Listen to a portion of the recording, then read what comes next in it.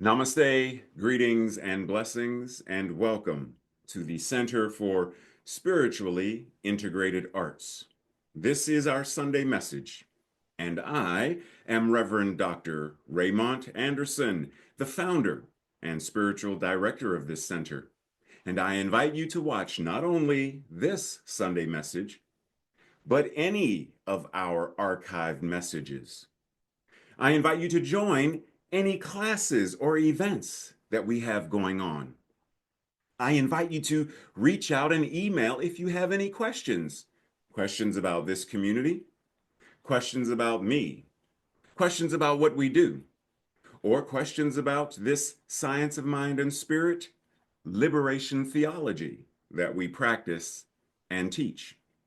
And if by chance you find yourself seeking beloved community with other like-minded beings, even if you already belong, are a member of another community, church, or center, you are more than free to have multiple affiliations wherever you are fed and find community.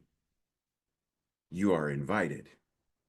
And lastly, feel free to click like, subscribe, and share this or any other message or announcements with others in your circle. And with that, much appreciation, love, and blessings. Enjoy the message.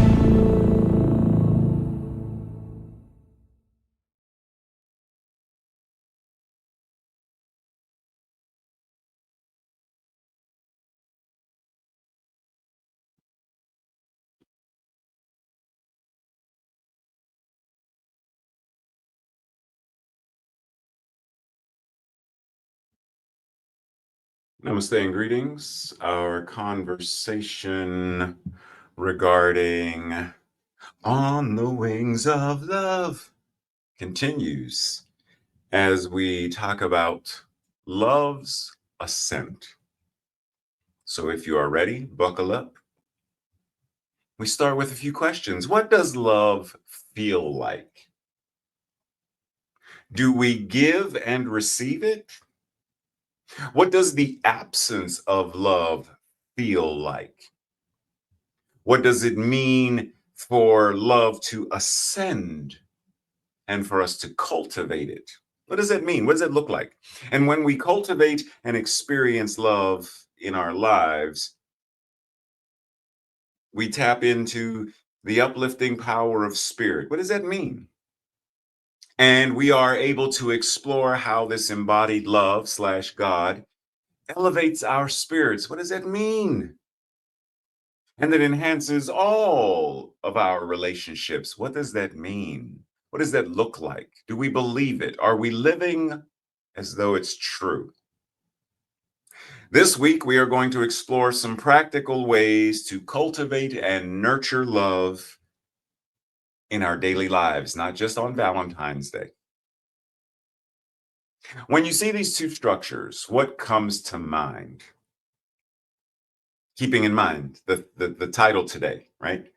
So the building is the Cathedral of Learning, University of Pittsburgh, Pittsburgh, Pennsylvania. One of the buildings my father, as a construction worker, actually worked on. It's a very large building, as one could see. And if I were to ask you, what is the view, right? As we ascend, what is the view from each of these points that the arrow is indicating, right? Depending on where in the building you are, depends on what you see. As you ascend a spiral staircase, depending on what level you are, changes your perspective of what you, right? So to ascend or ascent, the act or process of ascending, to rise, to move up, to climb, move to a higher position. Some refer to it as a more powerful position, right? It is going up. That's the general concept. Whether one is looking top down, bottom up, same idea, ascent, to go up, to climb, to rise, to soar, to arise, to fly. We're on the same page so far? Okay. So when we're talking about love's ascent, what is our perspective that is changing? What is the view that is changing? What is the application that is changing based upon how we are embodying the concept of love's ascent? So, living fully means love ascends as who and what you are being. Living fully means dot, dot, dot. Actions speak louder than words. If you want to know someone's mind, listen to their words. If you want to know their heart, watch their actions. You can identify them by their fruit. In other words, by the way that they act. Living fully means love is seen in action as who and what you are being. To ascend, because we're going to talk about this, there's nowhere to go. There's linguistic convenience, but the general idea is, how are you demonstrating it? Brene Brown offers, we cultivate love when we allow our most vulnerable and powerful selves to be deeply seen and known. And when we honor that spiritual connection that grows from that offering with trust, respect, kindness, and action. vulnerability. That's a bad word for some of us in New Thoughts. It's a bad word for some of us, period. But some of us in New Thoughts still don't like that word. But we cultivate love when we allow our most vulnerable and powerful selves to be deeply seen and known, not only by others, but by ourselves as well. How are we honoring? How are we trusting, respecting, being kind, and showing affection to ourselves? She goes on to say, love is not something we give or get. It is something that we nurture and grow. Now, I can give you a pen. You can give me a pen. I'm going to give you some love and you give me we don't actually give or receive love. Keep that in mind. It is something that we nurture and grow, a connection that can only be cultivated between people when it exists within and as each of them. We can only love others. Key point, we can only love others as much as we love ourselves. We can only love others as much as, what does that mean? I can only give you as much water as I have. If I have a full container of water and you're thirsty, technically I can give you I can give you all of it. I can pour all of it into your cup, all of it into your life. But if I'm down here, I'm on fumes, then the only thing I can give you is fumes. I can't give you a full container that I don't have. I can't fully give you love that I don't have. I can only give you what I have. We can only love others as much as we love ourselves. She ends with shame, blame, disrespect. I almost started off like a song. Shame, blame, disrespect, and betrayal. I know, Tracy. I know. And the withholding of affection damage the roots from which love grows. So, in the same way that there are what we call pests in the garden, Tracy's familiar with the little worms that are eating up her food. Those things, the little pests, shame, blame, disrespect, and betrayal, are gnawing at the roots that damage our ability to have love grow. Love can only survive these injuries if these injuries are acknowledged, healed, transformed. And to do so is actually rare for the majority of humans, but that is our invitation nonetheless. We understand the concept of cultivate when it comes to, gardens, etc., right? Cultivate means to prepare the land for growing, whatever the crops may be, to nurture whatever it is you are growing, the plants, vegetables, flowers, trees, etc. We understand this concept as it applies to that. But what happens when we understand cultivate also means to nurture and to develop?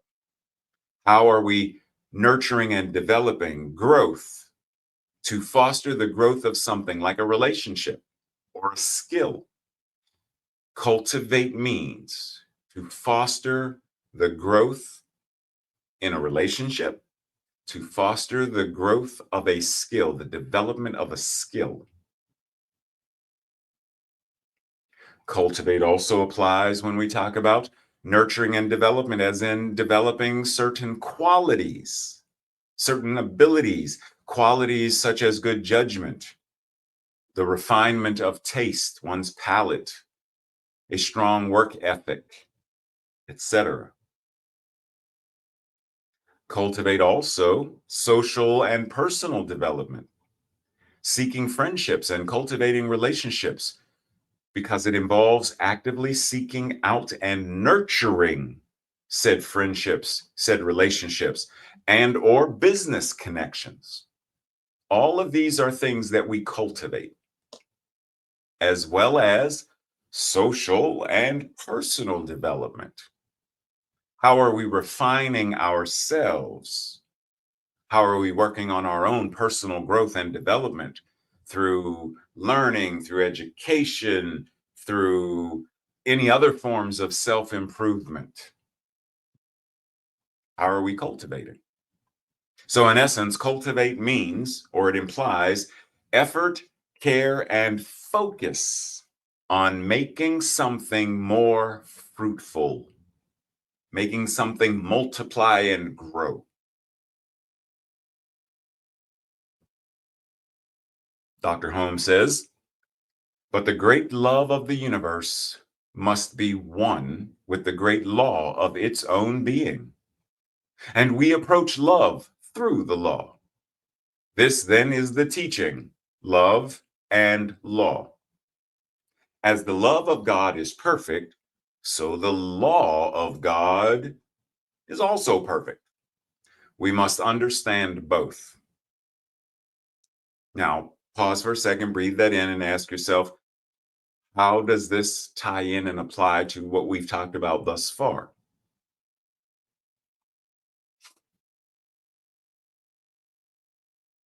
Yeah, I'll let you simmer with that for a moment. Bell Hooks gives us to love well is the task in all meaningful relationships, not just romantic bonds. To love well, all meaningful relationships, not just romance. So, how often what does this word mean to you? Affection. And to show affection or receive affection, public displays of affection. What does it mean? And how often have we tainted the word? Simply, affection means to show care, attentiveness, closeness, intimacy, admiration. How many of us have made any of the concepts relating to affection mean sexual? We've made it a toxic kind of word in that we've limited it to mean a specific thing rather than the expansiveness of what it means. Same as the word intimacy. What does it mean? Knowing that there are several key aspects to intimacy: emotional intimacy, physical intimacy, which includes non sexual touch like hugging. So keep in mind, intellectual intimacy, spiritual intimacy, recreational intimacy, communication intimacy.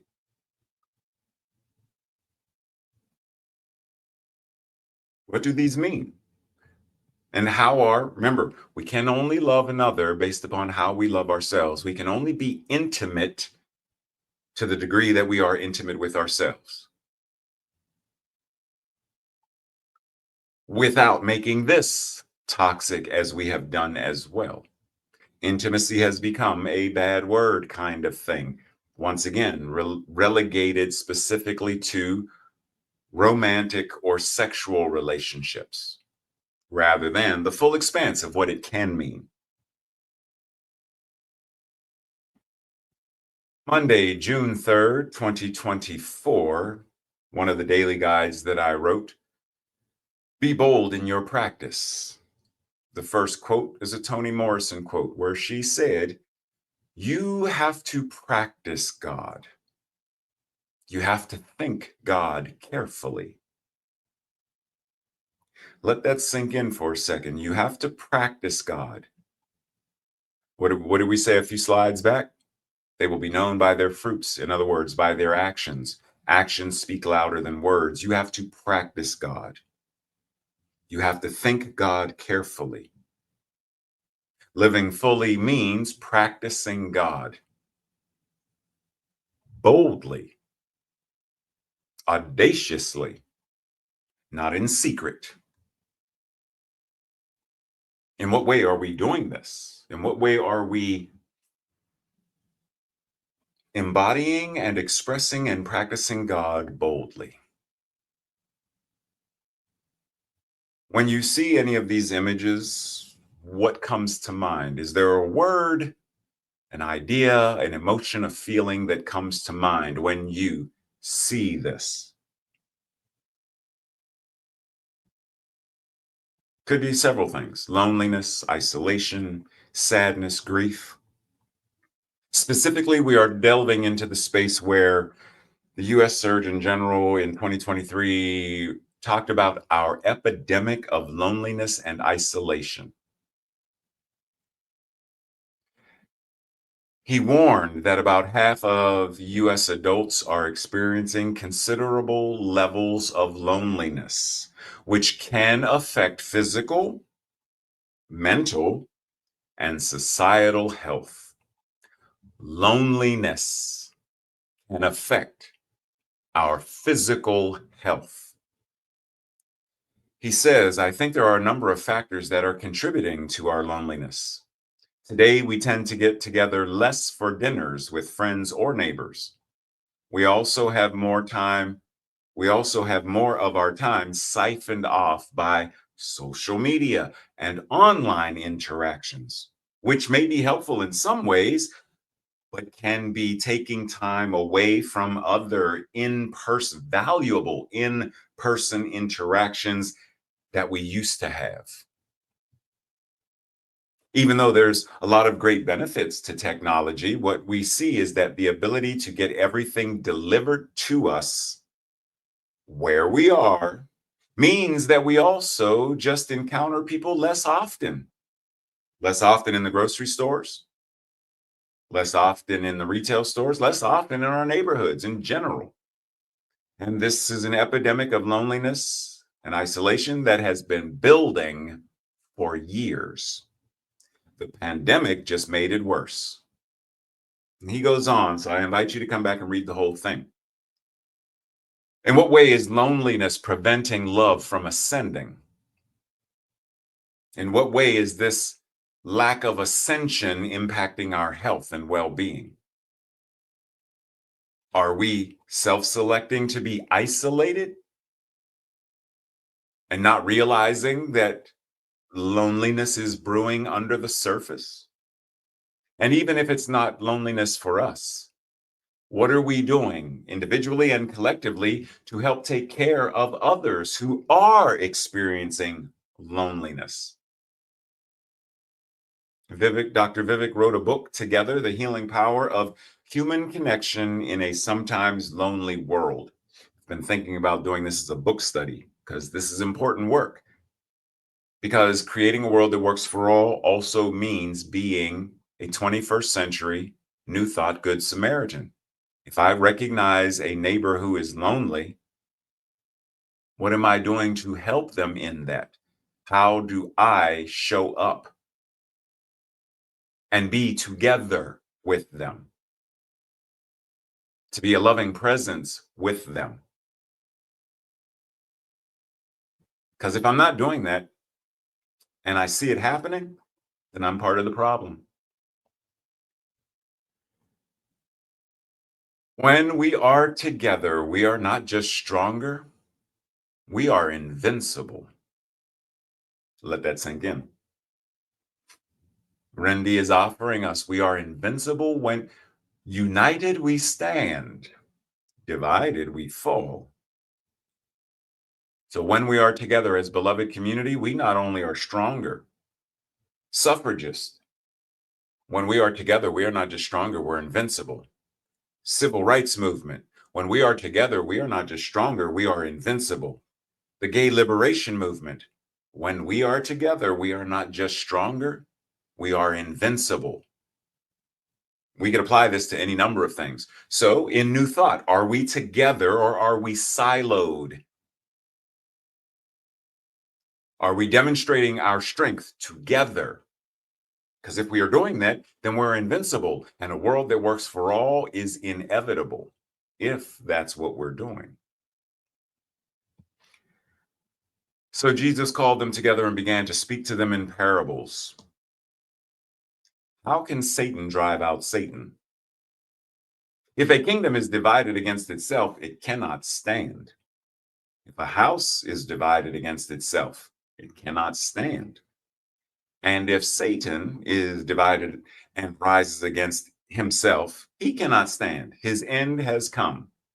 Indeed, no one can enter a strong man's house to steal his possessions unless he first ties up the strong man, and then he can plunder his house.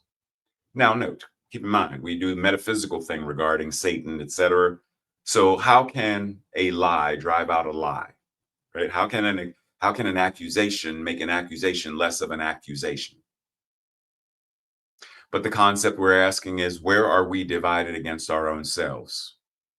What'd you say? Can I remix this for you? Yes, I can. How can a lie make a lie the truth?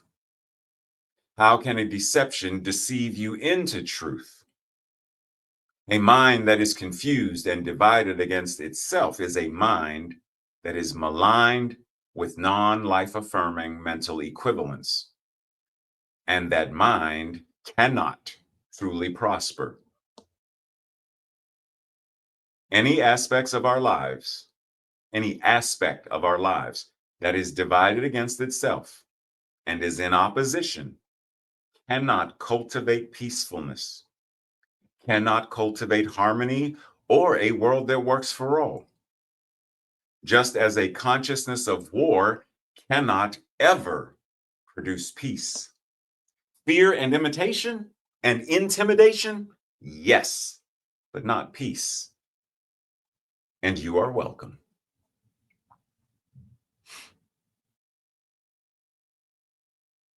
Now, what do you see? Same thing I asked you on the other slide when I said, when you look at these images, what comes to mind? What's the feeling? What's the thought? Are you living fully? Is there affection? Is there intimacy? Is there connection? Are you living fully? And remember, part of living fully is practicing God boldly. Living fully means loving fully. Are you loving fully?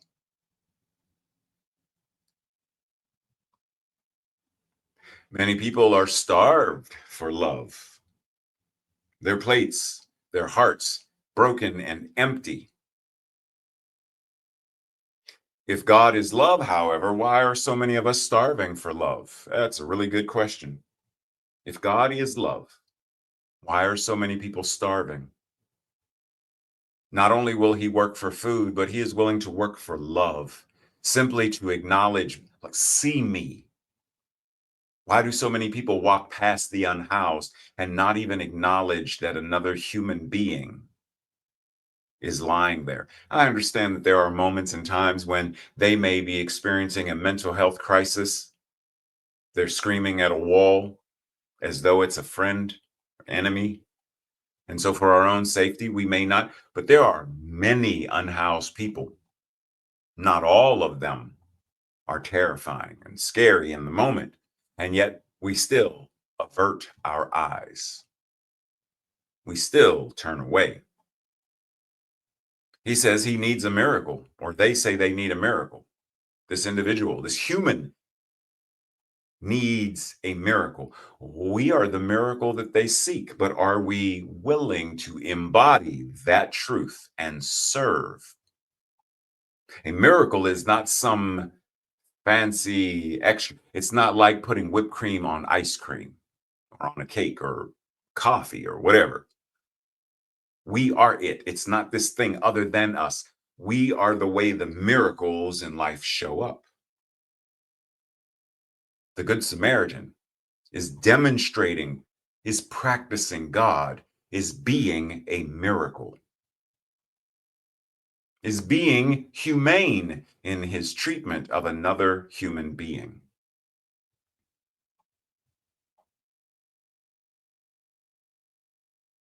So sometimes in life, we feel like, does life have you stuck?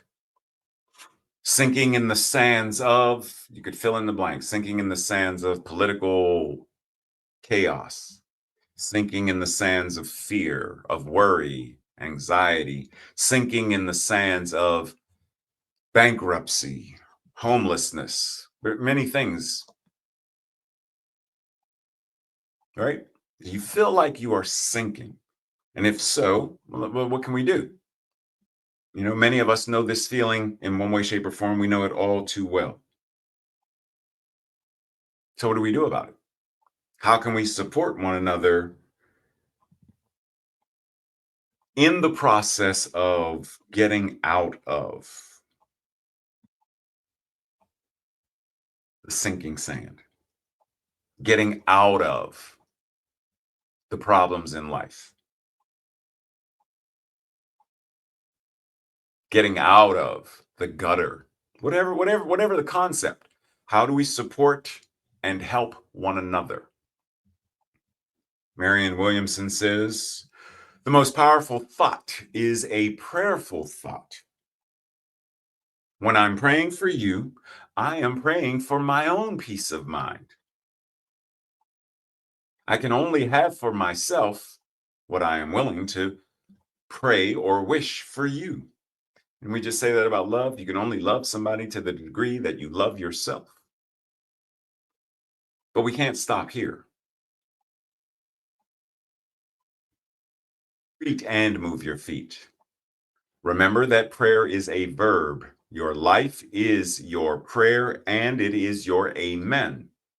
So the most powerful prayer is prayerful action. Practicing God, demonstrating God, expressing God. Breathe. Thich Nhat Hanh offers, to love is to recognize. To be loved is to be recognized by the other. Do you recognize yourself? Do you recognize yourself enough to be recognized by another? Remember the song? I love myself so much. That's recognition. So that I can love you so much. I recognize you. So that you can love you so much. Then you have your own recognition. And then you can recognize and love me back. In true love, you attain freedom. So living fully means loving fully, which means being free.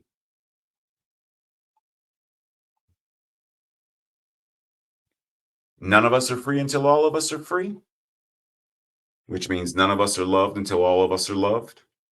None of us can live fully until all of us can live fully. Breathe and let that sink in. In fact, let's go back for a moment. Take it all in. Living fully means loving fully, which means being free. True love means you have attained freedom. Freedom from something and the freedom to something. Okay. When divine love becomes well developed, Maya begins to be withdrawn. Do you know what Maya is? Okay. Yeah. Okay. Breathe. Maya means ignorance. When divine love becomes well developed, ignorance begins to be withdrawn. Okay. So what does that mean? It means that in a dark, unwell lit backyard, it is easy to perceive that thing as being a snake. Yeah, you should pray for him. It's easy to perceive it as being a snake because you don't know. It's dark.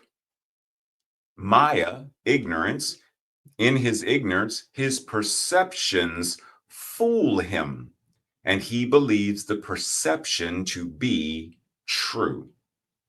And he responds based on the perception.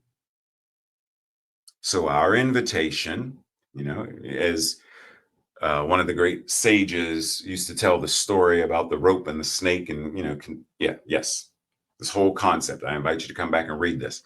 But the idea we're going to focus on: walking down a darkened road, a man sees a snake, his heart pounds, his pulse quickens. And yet, on closer inspection, the snake turns out to be a piece of coiled rope or a garden hose. At once, the delusion breaks and the snake vanishes forever. Similarly, our invitation, walking down the darkened road of ignorance, we see ourselves as mortal creatures. And around us, the universe of name and form, separation, a universe of conditioned causation, time, and space. We become aware of our limitations, our bondages, and our sufferings. And yet, upon closer inspection, both the idea of mortal creature and the universe both turn out to be Brahman. At once, the delusion breaks. Our mortality, as well as the universe, disappears forever. We see Brahman existing everywhere and in everything. Brahman, God, the divine, the infinite spirit. And that's when we understand, aham brahmasmi, I am that which the divine is, inseparable, infinite oneness, the all that is. Brahman, the highest universal principle, the ultimate reality of the universe. Aham brahmasmi, I am universe. I am the absolute. I am divine. This is what it means to be practicing God, to cultivate love and allow it to ascend into the experience of our lives. Love's ascent, in essence, is the resulting experience and conditions that arise within us and as us, physically, emotionally, spiritually, socially, intellectually. It can be likened to when we arise in the morning to begin our day. We awaken from sleep, and our waking consciousness is activated, and we live, move, and have our beingness from this awakened state, which then governs the activities of our day, the activities of our lives. We are no longer sleepwalking. We are no longer dreaming. We are no longer in that state. We are awake.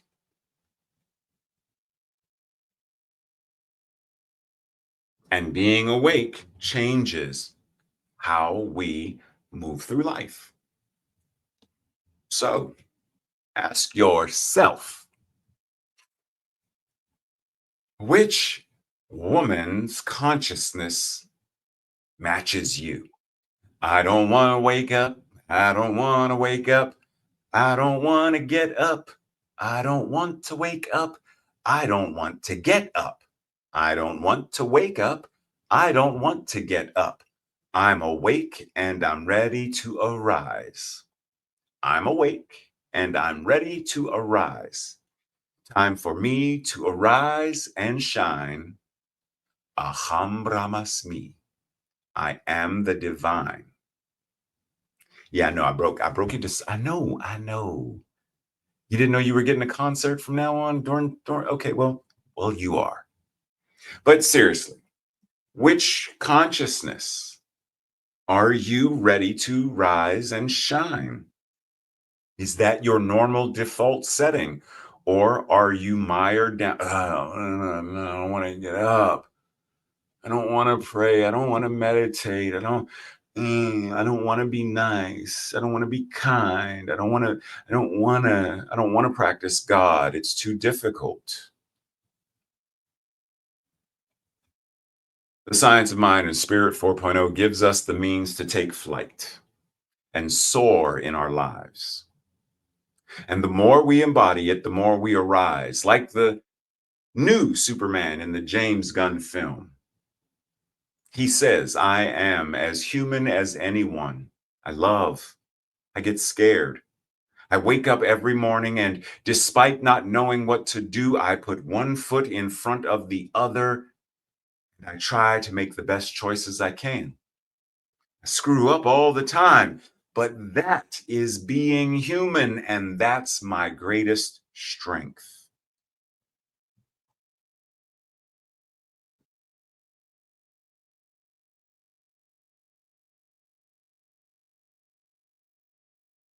Breathe.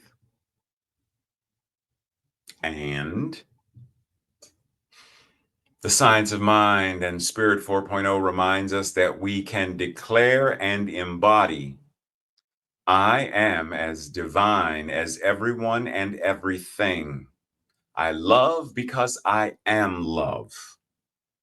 There are times that I feel afraid, lonely, frustrated, but nevertheless, I wake up and get up every day. And even though I have no idea what will occur, I take one step at a time, make one choice at a time, one breath at a time. I do my best to make the best. I do my best to make the best, most life affirming choices moment by moment. And even when I screw up, which is part of this thing called life, I do my best to correct, to heal, to forgive, and embody grace. And therein is my greatest strength and yours as well. Breathe.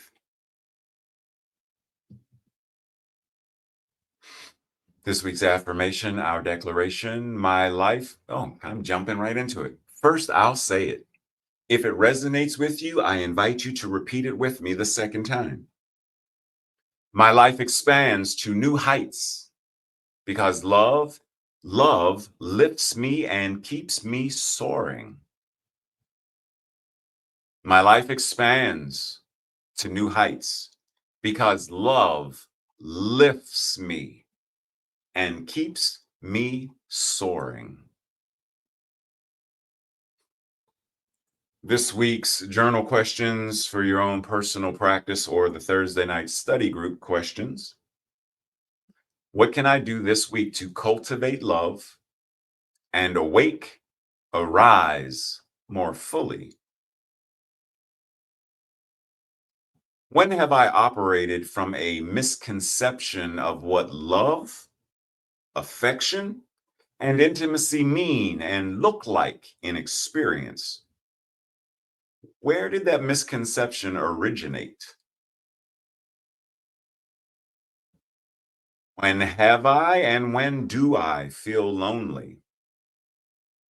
What can I do to help alleviate the epidemic of loneliness for myself and for others?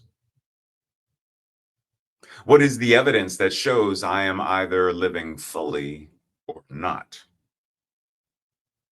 You're not fully clean unless zestfully clean. I had to finish it. Number 5. When has Maya, ignorance, shaped a perception that I acted upon in non-life affirming ways? And lastly, what can I do to practice God more consciously and to think God more carefully? How can I embody Aham Brahmasmi more consciously? And our practice this week.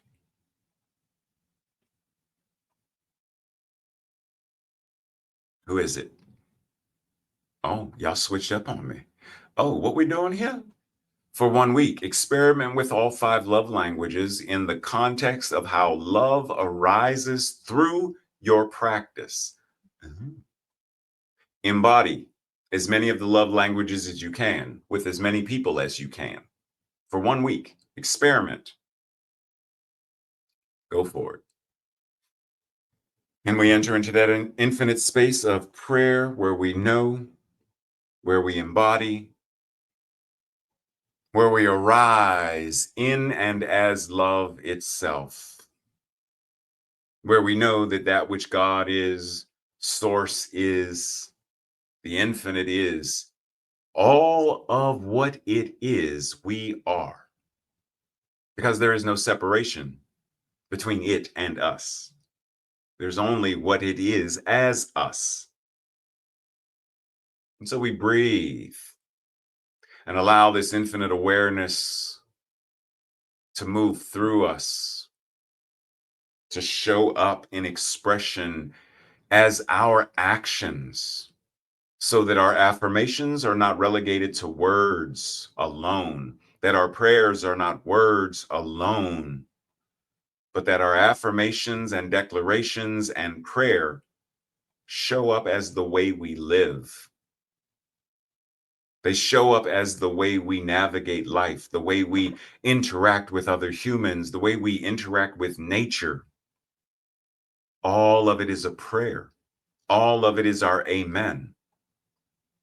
So if I'm driving down the street and I throw a soda can out of the car, what then is my prayer? As I litter, what is my prayer? Road rage, what is my prayer?